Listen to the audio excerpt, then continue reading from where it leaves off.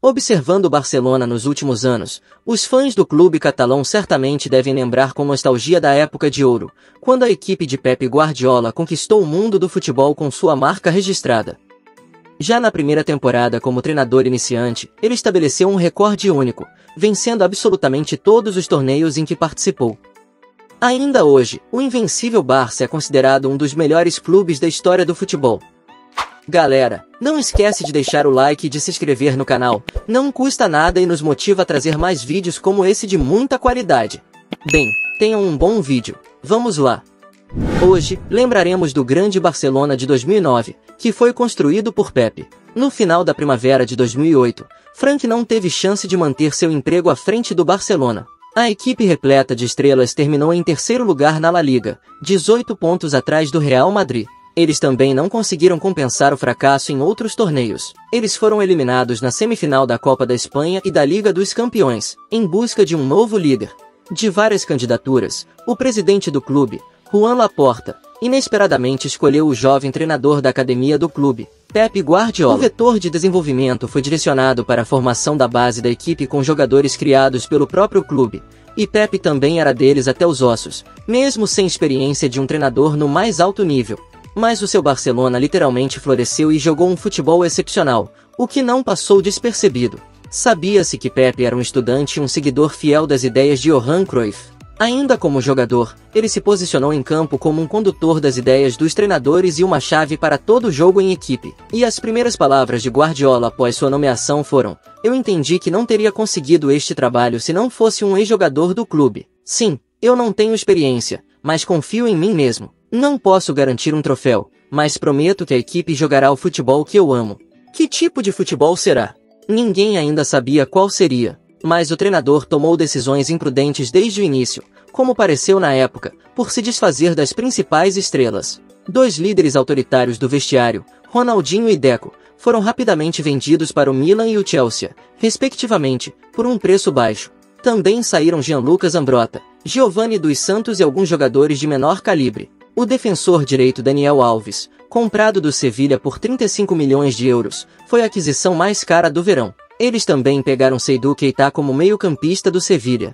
O Barcelona também gastou dinheiro em Martin Cáceres e no bielorrusso Aleksandar Leb. Além disso, eles resgataram seu ex-aluno Gerard Piqué do Manchester United. Os gastos naquela pré-temporada foram quase 2 vezes maiores do que a receita das vendas, mas todos pensavam que o Barcelona não conseguiria sem Ronaldinho e Deco. O número de céticos aumentou depois que os catalães decepcionaram na estreia do primeiro turno perdendo de 1-0 para o Numancia, e empatando com o modesto Racing Santander. No entanto, na fase de grupos da Liga dos Campeões, o Barça entrou confiante, embora tenha perdido o jogo de volta da qualificação para o Wisła da Polônia depois de vencer em casa por 4-0, e em breve todos perceberam a poderosa construção que Guardiola havia feito. Os azulgrenais se transformaram em um monstro no decorrer do outono. No início de outubro, no Camp Nou, eles simplesmente destruíram o Atlético de Madrid com 2 gols de Samuel Eto'o. Naquela partida brilhante, os donos da casa conseguiram marcar 3 gols já aos 8 minutos, e o Barça continuou produzindo resultados semelhantes, transformando o jogo em um show completo, sem qualquer tolerância com os adversários. Taticamente, a diferença entre o futebol de Cruyff, com o qual Guardiola cresceu, e o que ele próprio queria ver no campo, chamou imediatamente a atenção. Ao contrário do alegre time holandês dos sonhos, que tentava simplesmente marcar mais gols que os adversários, Pep joga muito mais disciplinado. Em vez de liberdade criativa, ele exige dos jogadores, antes de tudo, disciplina posicional e habilidade tática. Seu método consiste em um jogo de futebol intensivo e altamente focado em metodologia. Na Liga dos Campeões, o Barcelona enfrentou um grupo fácil com o Sporting de Lisboa, Shakhtar Basel. Os portugueses sofreram 8 gols em 2 jogos. O clube suíço foi derrotado por 5-0 pelos catalães em casa, e sua única derrota foi para o Shakhtar na última rodada no Camp Nou, quando Guardiola escalou uma equipe reserva. O jogo contra o Shakhtar mostrou que essa equipe não tinha sentimentos ou compaixão. O Shakhtar estava liderando por 1-0 até o minuto 87, quando, em um dos lances, os donos da casa jogaram a bola para fora para permitir que os médicos prestassem assistência a um dos seus jogadores. Em tais situações, é costume devolver a posse de bola ao adversário, mas os jogadores do Barça decidiram que isso era apenas uma maneira de perder tempo. Eles não devolveram a bola e, ignorando os terapeutas de Donetsk, fizeram um ataque e empataram o jogo. E literalmente nos últimos segundos, o jovem Lionel Messi marcou novamente no gol de Piatov, marcando 2 gols naquele jogo. O resultado foi um escândalo, 2-1. Mircea Lucescu poderia acusar os catalães de violar o fair play quanto quisesse após o jogo, mas não teve desculpas de Guardiola. No entanto, o time ucraniano não tinha do que reclamar, pois ficou em terceiro lugar no grupo e conquistou a Copa da UEFA na primavera, sendo seu único troféu na temporada. No campeonato espanhol, o Barcelona chegou ao topo apenas na 9ª rodada, mas depois disso continuou aumentando sua vantagem, sendo uma verdadeira máquina. Em seguida vinham 3 confrontos consecutivos no final de novembro e início de dezembro, sendo um deles contra o principal perseguidor. E o que vemos nesses jogos? O Sevilla foi derrotado fora de casa por 3-0. O Valência recebeu 4 gols sem reação no Camp Nou. Em seguida, os blaugranas enfrentaram o Real Madrid. Os merengues resistiram por muito tempo. Aos 70 minutos, Casillas até defendeu a penalidade de Samuel Eto'o. Mas no final, o mesmo camaronês e Lionel Messi resolveram tudo, 2-0.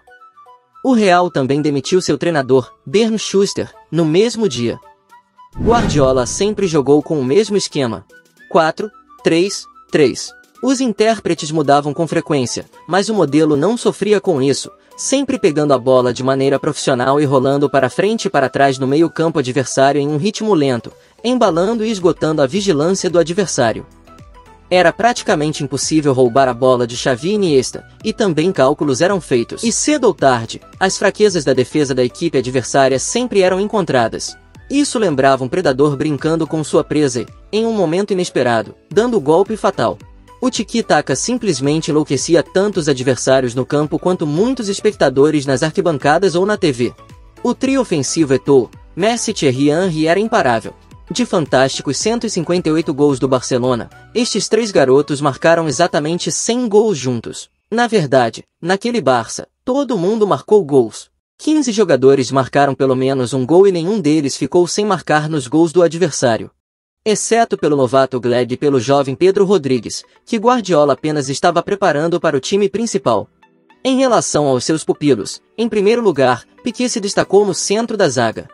Em segundo lugar, Pepe acreditou imediatamente nas habilidades de Sérgio Busquets, que seus antecessores não haviam notado na equipe B.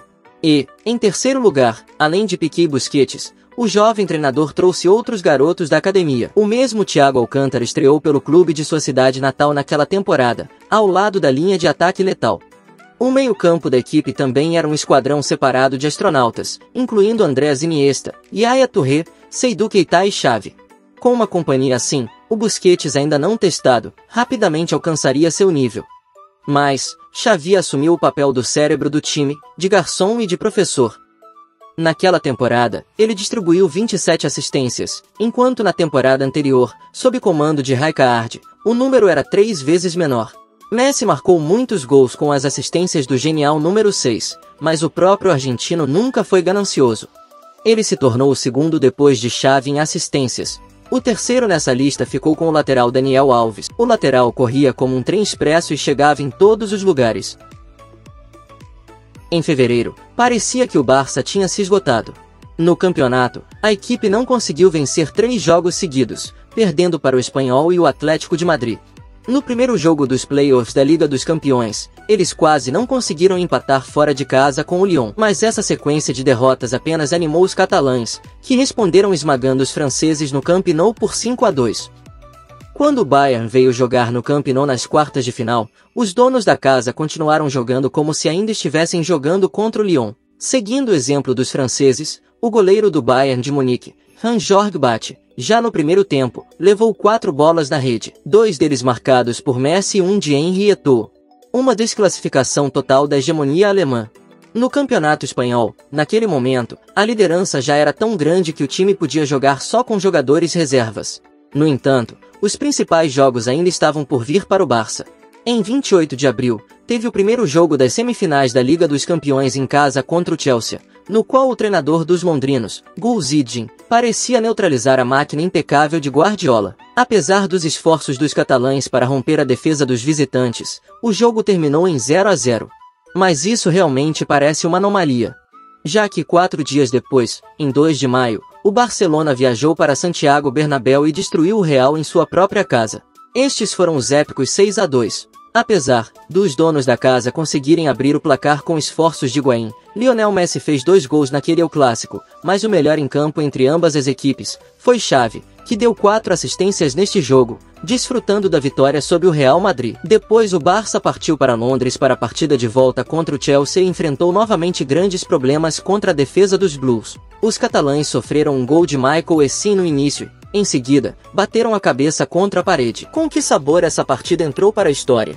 Você certamente se lembra de que aconteceu e houve vários comentários sobre o careca norueguês com apito, Tom Henning, que não marcou vários pênaltis contra o Barça, e de fato, Didier Drogba sofreu a falta de Eric Abidal no primeiro tempo. No segundo tempo, o marfinense foi derrubado por Yaya Touré. Eto'o e Piqué pegaram a bola com as mãos dentro de sua área. E nenhum desses lances levaram a um pênalti. Vários anos depois, o árbitro admitiu que cometeu erros e se desculpou com os londrinos. Nesse momento, Ballack e Drogba estavam prestes a fazer justiça com as próprias mãos no campo. No entanto, a equipe de Guardiola também mostrou caráter, permanecendo em desvantagem no meio do segundo tempo após a expulsão de Abidal. Os visitantes aproveitaram sua chance mínima nos últimos segundos. Andrés Iniesta empatou com um chute fantástico e belo e levou sua equipe para a final. A propósito, esse super chute foi o único chute do Barcelona na direção do gol durante todo o jogo. Uma semana depois, eles conquistaram a Copa da Espanha. Na final contra o Athletic Bilbao, os catalães também sofreram um gol rápido, mas em seguida presentearam os bascos com 4 gols. Depois, a equipe campeã jogou de forma óbvia, não vencendo em nenhum dos 4 jogos finais. A situação não exigia isso. Guardiola já havia conquistado o duplo ouro na arena interna e estava preparando seus jogadores para a final da Liga dos Campeões contra o atual detentor do troféu, o Manchester United, que havia chegado à final 3 vezes e ganhado a orelhuda cada vez. Além disso, no momento do confronto com o Barça, a equipe de Alex Ferguson estava com uma sequência de 25 jogos sem derrotas no principal torneio de clubes da Europa. E então, em 27 de maio, no Estádio Olímpico de Roma, Guardiola teve grandes problemas de escalação com a defesa central. Ele teve que colocar Touré em dupla com Piqué, enquanto as laterais, sem os titulares Daniel Alves e Abidal, foram cobertas por Puyol e Silvio. De resto, a escalação era de combate. Os Diabos Vermelhos, liderados por Cristiano Ronaldo e Wayne Rooney, começaram bem e Vítor Valdés teve que se esforçar logo no início, mas de repente ocorreu um gol rápido e inesperado de Samuel Eto'o, que ajudou o Barcelona a se soltar e Messi, com uma assistência de Xavi, dobrou a vantagem após o intervalo. Isso foi percebido como um resultado natural e justo. O Barça tornou-se o clube mais forte da Europa pela 3ª vez. Foi assim que se desenrolou um belo confronto histórico, mas a equipe de Guardiola não parou por aí. Em seguida vieram a Supercopa da Espanha, a Supercopa da UEFA e, no final do ano, o Campeonato Mundial de Clubes. Nos 3 anos seguintes, trabalhando com os azulgranais, Pepe conquistou mais 8 troféus e gradualmente os levou a perceber sua grandeza. Mas em 2009, o mundo do futebol ficou simplesmente fascinado com esse treinador iniciante, ainda não careca, mas já vitorioso. Bem galera, este foi o vídeo de hoje. Comentem o que vocês acharam e também falem algo sobre esse grande Barcelona de Guardiola. Não esqueçam do like e de se inscrever, e assista esse vídeo que está aparecendo na sua tela. Fui!